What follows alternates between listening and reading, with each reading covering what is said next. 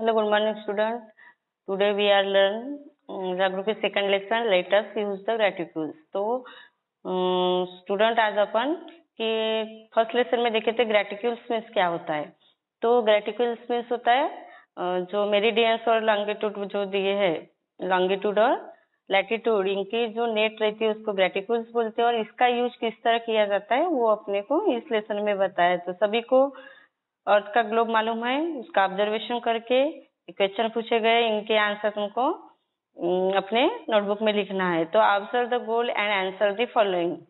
तो what are the horizontal lines on the globe का तो तुमको हॉरिजॉन्टल और वर्टिकल लाइन के बारे में बताया। तो इसमें से जो हॉरिजॉन्टल लाइंस रहते हैं उनको क्या कहा जाता है वो लिखना है। सेकंड है list the continent and ocean through which the equator passes. कौन से कॉन्टिनेंट है और ओशियन से जो इक्वेटर से मतलब जिनमें से इक्वेटर गुजरता है, ऐसे खंडों के और महासागरों के तुमको नाम लिखना है।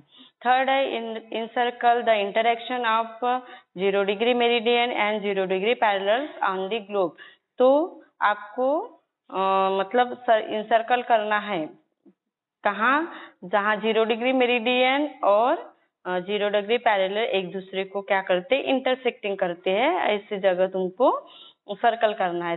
फिर नेक्स्ट क्वेश्चन है which oceans are spread in all 4 hemisphere.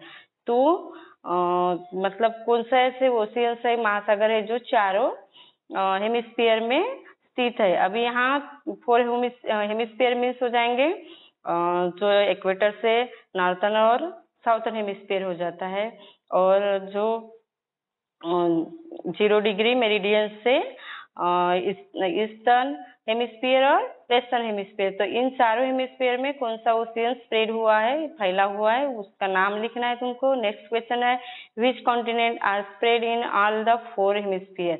उसी तरह कौन सा कॉन्टिनेंट, कौन सा खंड है जो ये चारों हेमिस्फीयर में फैला हुआ है, उसका नाम लिखना है।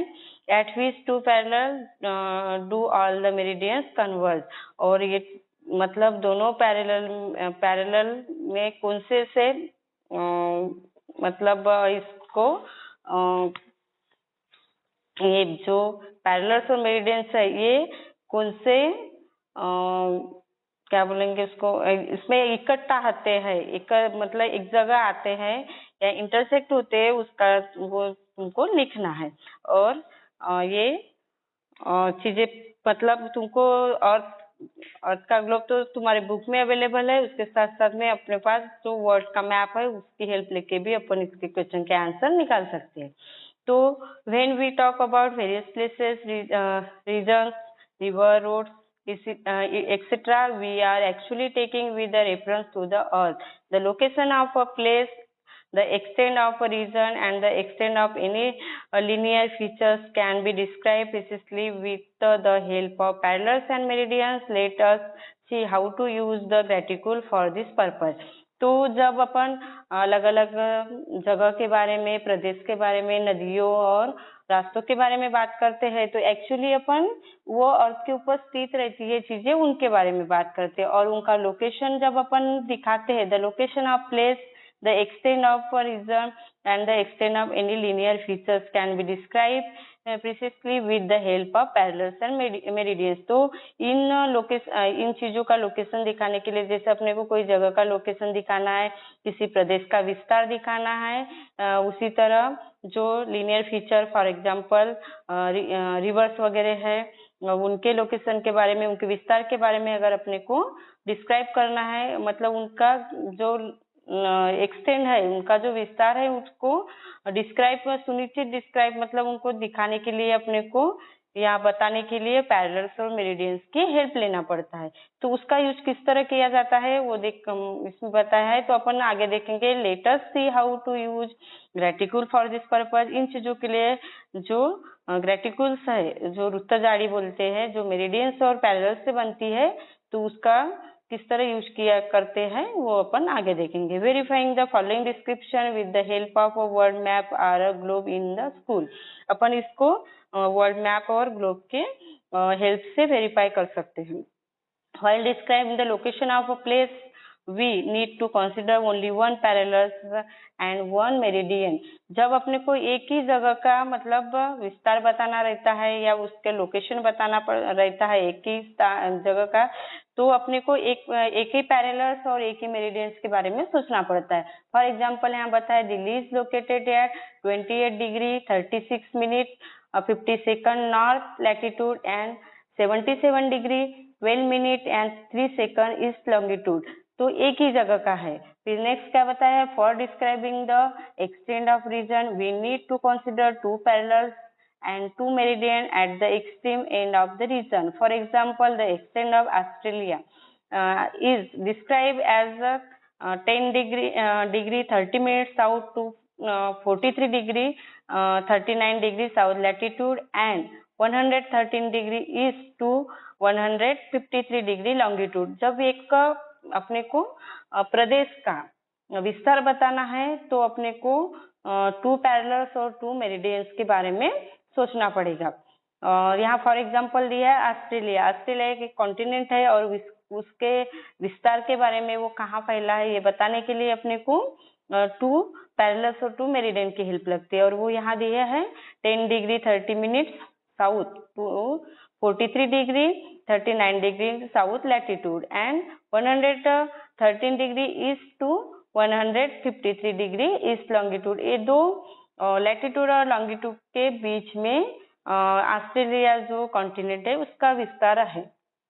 For describing the extent of linear features like river road etcetera we need to consider the latitude and longitude of their terminal points.